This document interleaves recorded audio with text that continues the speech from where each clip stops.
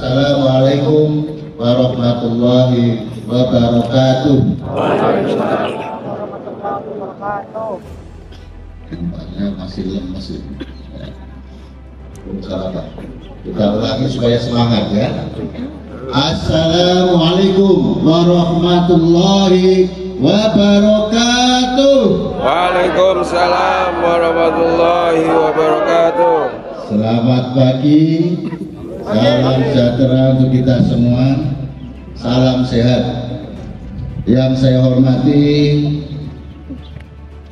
para staf ahli, asisten, sekretaris DPRD, kepala OPD di lingkungan pemerintah Kota Tegal, segenap pejabat struktural, fungsional dan pelaksana, ASN dan non-ASN di lingkungan Balai Kota Tegal, para pimpinan BUMD, insan media cetak elektronik, dan seluruh hadirin yang berbahagia. Marilah yang pertama dan utama kita panjatkan puji syukur kehadirat Allah Subhanahu wa Ta'ala atas segala karunia, rahmat dan hidayahnya, sehingga pada pagi hari ini bersama-sama kita bisa menghadiri apel pagi bersama setiap hari Senin sebagai bagian daripada silaturahim dan kedisiplinan di lingkungan pemerintah Kota Tegal pada bulan Mei 2024 dalam kondisi sehat walafiat. Bapak Ibu sehat? Bapak Ibu sehat? Semoga yang menjawab dengan penuh semangat selalu dikaruniai kesehatan beserta dan seluruh keluarganya. Amin. Pada kesempatan yang berbahagia ini, saya mengucapkan terima kasih dan apresiasi yang setinggi-tingginya kepada segenap karyawan dan karyawati pemerintah Kota Tegal yang telah bekerja dengan penuh dedikasi. Tidak ada penghargaan yang lebih baik yang bisa saya berikan secara pribadi kepada Bapak dan Ibu sekalian, selain rasa terima kasih yang tulus dan juga doa agar Bapak dan Ibu, saudara-saudara semuanya bisa tetap sehat, tetap berbahagia, sehingga dapat bekerja dengan baik dan insya Allah mendapatkan berkah dari Allah Subhanahu wa Ta'ala.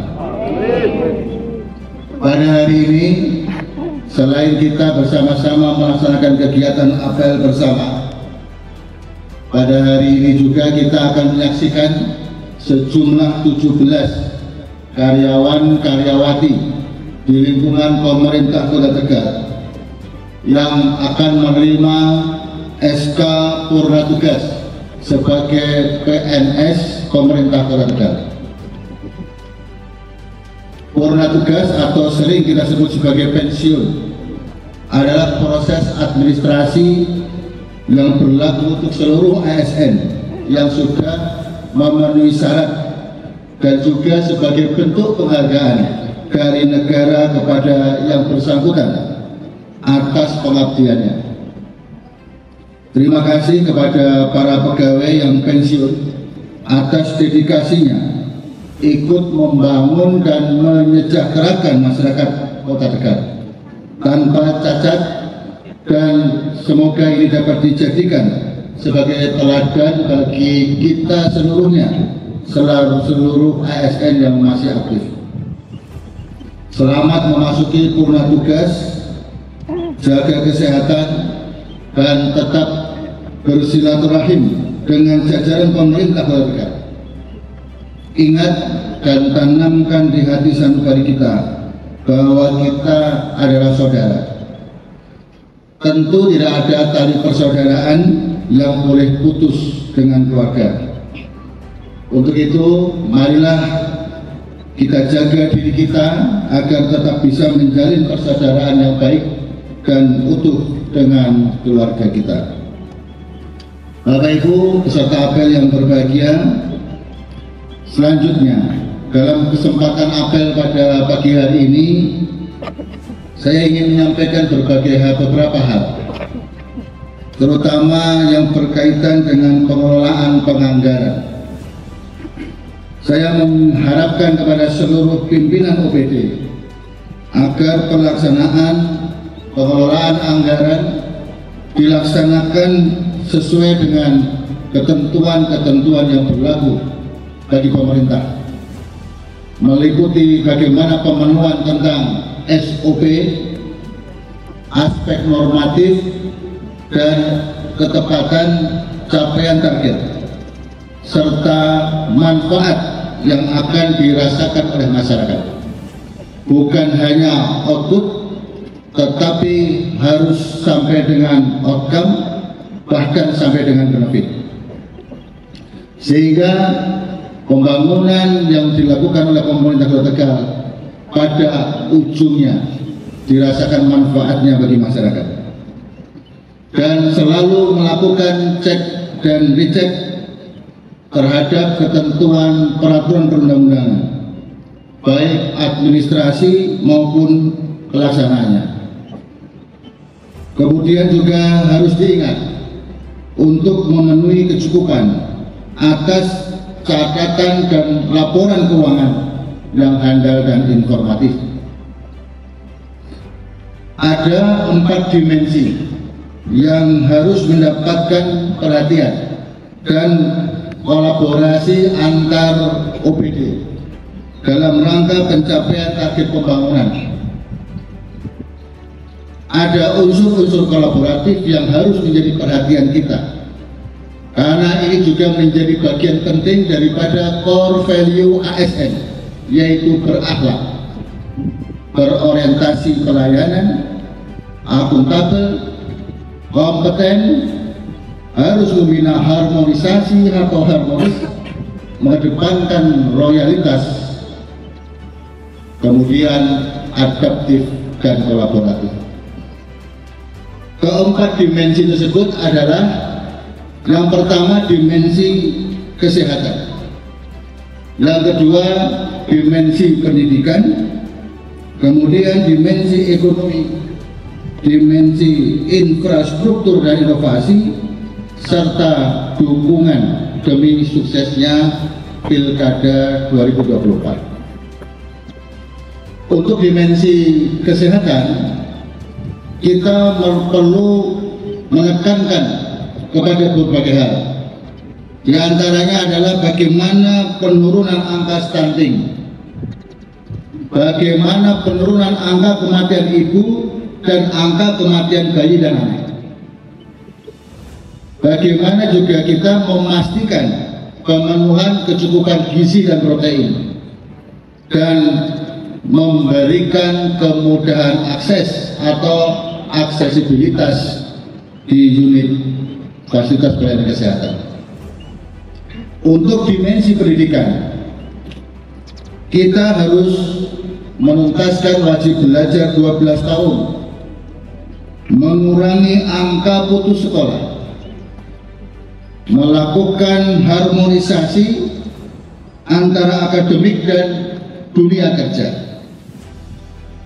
mengaplikasi dan mengevaluasi program Merdeka Belajar, serta bagaimana kita membentuk sumber daya manusia yang berkarakter Pancasila. Untuk dimensi ekonomi, kita harus memberikan kemudahan dan insentif investasi. Harus ada transparansi perizinan. Bagaimana kita mampu membuka lapangan pekerjaan dan memberdayakan UMKM dan koperasi serta industri, dan melakukan pengelolaan sumber daya alam yang berbasis lingkungan. Untuk dimensi infrastruktur, kita juga perlu memberikan perhatian bagaimana menjadikan transportasi sebagai salah satu urat nadi roda perekonomian dan sosial. Mengelola potensi yang ada di Kota Tegal, baik pelabuhan perikanan untuk menunjukkan identitas kebahagiaan Kota Tegal, juga melakukan perbaikan sistem pengairan dan drainase, termasuk pemanfaatan fasilitas yang sudah ada, diantaranya adalah polder dan sebagainya. Kemudian mengeliminir, mengurangi kawasan kumuh baik dengan RTLH, sanitasi dan program-program sejenis. Serta juga bagaimana kita mendorong penyediaan air bersih dan energi. Bapak Ibu yang kami hormati, 2023-2024 memberikan satu pelajaran penting kepada kita tentang bagaimana aspek penganggaran di dalam sistem pemerintahan Kota Tegal, di mana dorongan meningkatkan pendapatan harus menjadi perhatian penting bagi kita, bukan hanya bagaimana kita melakukan pembangunan atau belanja. Ada beberapa hal yang kemudian harus kita sikapi dengan sangat cerdas, sangat bijaksana, di mana proses perguliran anggaran di tahun 2024 ini menuntut kreativitas dan menuntut inovasi dari kita semuanya, bahwa persoalan-persoalan yang muncul terkait dengan anggaran tidak boleh menjadikan kita menjadi lemah, menjadi berputus asa, tetapi justru kita harus menjadi lebih kuat. Ada sebuah cerita yang bisa bersama-sama kita ingat-ingat betul bagaimana kita harus menyikapi sebuah permasalahan yang ada pada diri kita. Ketika ada seorang anak yang dia datang kepada sang ayah, karena anak merasakan di dalam kehidupannya selalu merasakan kesulitan demi kesulitan. Kesulitan tumbuh silih berganti, tidak pernah berhenti. Sehingga sang anak merasakan bahwa dia tidak yakin bahwa dia akan menjadi sukses. Lalu datanglah si anak kepada seorang ayahnya, dan ayahnya mengajak sang anak untuk pergi ke dapur. Kemudian diambillah 3 buah panci oleh sang ayah. Pada ketiga panci diisi air sejumlah yang sama, kemudian dinyalakanlah kompor dengan api yang besar. Setelah ditunggu sekian lama sampai yakin bahwa airnya mulai mendidih, maka sang ayah memasukkan di panci pertama, kedua, dan ketiga. Panci yang pertama dimasukkanlah sebuah kentang. Di panci kedua dimasukkanlah sebutir telur ayam. Dan di panci ketiga dimasukkanlah sebutir biji kopi. Sang anak melihat dan kemudian diminta untuk menunggu sampai betul-betul airnya mendidih. Karena saking tidak sabarnya, sang anak minta, ayah itu mau ngapain? Kemudian sang ayah mengambil 2 buah piring. Piring pertama, setelah betul-betul yakin mendidih, diambillah kentang dari rebusan air mendidih, ditaruhlah di piring pertama. Kemudian diambillah sebutir telur ayam yang dari air yang mendidih, ditaruhlah di piring kedua. Dan kemudian diambillah secangkir gelas untuk mengambil dari panci ketiga, yaitu kopi. Lalu sang ayah bertanya kepada anaknya, apa yang kau lihat? Yang saya lihat adalah kentang, telur, dan kopi. Hal apa Bapak Ibu sekalian yang harus bisa kita petik dari hal tersebut? Yang pertama adalah dari ketiga hal tersebut. Yang pertama, Kentang ketika dia masih berada di luar belum masuk rebusan, dia bersifat keras. Dia keras, bahkan kalau dilempar ke muka kita mungkin kita akan sakit dan cedera. Yang kedua, telur ketika dia jatuh maka dia akan pecah. Dan pada saat setelah mereka masuk di dalam rebusan air dan kita menganggap bahwa air mendidih adalah permasalahan yang sama, permasalahan yang hadir pada ketiga hal tersebut adalah sama-sama menghadapi air yang mendidih, tetapi masing-masing dari ketiga benda tersebut mereka bereaksi dengan cara yang berbeda. Yang pertama, kentang yang tadinya keras ketika diambil dari air yang mendidih maka dia menjadi lembut, menjadi lembek, lunak. Telur yang tadinya mudah pecah ketika diambil dari air mendidih dia berubah menjadi kuat, keras. Dan yang ketiga, yang tadinya biji kopi masuk dalam permasalahan air mendidih ternyata dia bisa berubah dalam bentuk yang baru sebagai air kopi dan memunculkan produk baru. Tiga hal tersebut memberikan pelajaran kepada kita. Ketika kita menghadapi sebuah persoalan, maka tergantung pada bagaimana diri kita ini mensikapi permasalahan tersebut. Bisa pada suatu saat kita menjadi bersabar, ikhlas, lembut seperti kentang, tetapi juga bisa pada saat yang sama kita harus menjadi lebih kuat, lebih kokoh, lebih tahan banting seperti telur. Tetapi ada juga hal yang pada suatu ketika permasalahan datang, maka kita bisa melakukan sebuah perubahan besar dari merubah permasalahan menjadi produk baru dan inovatif yang justru bisa menjadikan manfaat bagi kita. Itulah beberapa hal yang harus kita sikapi dalam menghadapi berbagai persoalan itu. Dan janganlah juga Bapak Ibu sekalian kita seperti seekor gajah. Kalau Bapak Ibu sekalian, saudara sekalian pernah berkunjung ke kebun binatang, melihat seekor gajah yang besar, selalu di kakinya terlilit sebuah tali maupun rantai yang kecil. Apa filosofi di situ? Pada masa dulu kecil, si gajah itu ditali dengan tali yang kapasitasnya cukup hanya untuk si bayi gajah.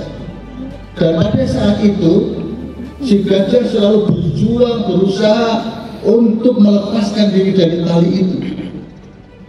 Tetapi dia selalu gagal. Dan pada saat dia gagal, di dalam dirinya sudah terpatri bahwa saya akan selalu gagal. Sehingga ketika dia tumbuh seiring waktu menjadi lebih dewasa dan lebih besar, lebih kuat, si gajah sudah meyakini pada dirinya bahwa dia akan kembali gagal. Sehingga dia tidak pernah lagi mencoba, padahal ukurannya besar, tetapi rantai maupun talinya justru kecil. Ada kata gajah bisa berpikir lebih cerdas, dia akan melepaskan itu dan akan lebih mudah lepas. Tapi itu tidak dia lakukan karena dia sudah pernah gagal dan dia tidak pernah mau mencoba untuk berhasil pada suatu waktu nanti. Sehingga pesan saya adalah bahwa kita jangan seperti gajah. Suatu ketika kita gagal, teruslah berjuang, senantiasa terus berjuang, berikhtiar, insya Allah suatu ketika kita akan mencapai keberhasilan. Itulah beberapa hal Bapak Ibu sekalian, sehingga pada kesempatan ini penganggaran 2024, 2025 dan seterusnya dengan tantangan yang semakin berat bukan menjadikan kita menjadi lemah, menjadikan kita berputus asa, tetapi ini adalah pelajaran penting untuk kita bisa naik kelas, kita menjadi lebih hebat lagi. Dan satu hal, kita harus bekerja bersama, berkolaborasi dan beradaptasi dengan segala permasalahan yang muncul. Selanjutnya Bapak sekalian, terkait dengan dukungan dan sukses pada Pilkada 2024 yang sudah mulai memasuki tahapan pentingnya, saya memerintahkan dan mewajibkan kepada seluruh pejabat dan ASN, baik non-ASN maupun ASN, termasuk di dalamnya adalah seluruh pimpinan BUMD di lingkungan pemerintah Kota Tegal, untuk menjaga dan memahami status dan posisi masing-masing sesuai dengan regulasi dan ketentuan yang berada, agar tahapan-tahapan pilkada itu bisa kita kawal netralitas dan kondusivitasnya, sehingga betul-betul itu bisa menjadi sebuah pesta demokrasi bagi kita seluruhnya, terutama bagi warga Kota Tegal. Kesempatan yang saya banggakan, saya rasa hal-hal yang perlu dan penting untuk kita lakukan dalam waktu dekat ini telah saya sampaikan. Marilah kita laksanakan sesuai dengan tugas pokok dan fungsi kita masing-masing. Namun juga saya perlu ingatkan Bapak Ibu sekalian untuk tetap open-minded, berwawasan luas, out of the box, sehingga kita mampu berinovasi dan berkreasi, namun tetap dalam koridor dan tidak melanggar aturan. ASN harus selalu beradaptasi dengan perkembangan teknologi informasi dalam rangka peningkatan layanan publik yang efektif dan efisien. Dan saya bangga dan memberikan apresiasi atas inovasi pelayanan publik atau sistem kinerja yang sudah terbangun. Mari kita bersama bersinergi, berkolaborasi dalam kreativitas dan inovasi, mewujudkan Kota Tegal yang maju dan rakyatnya sejahtera.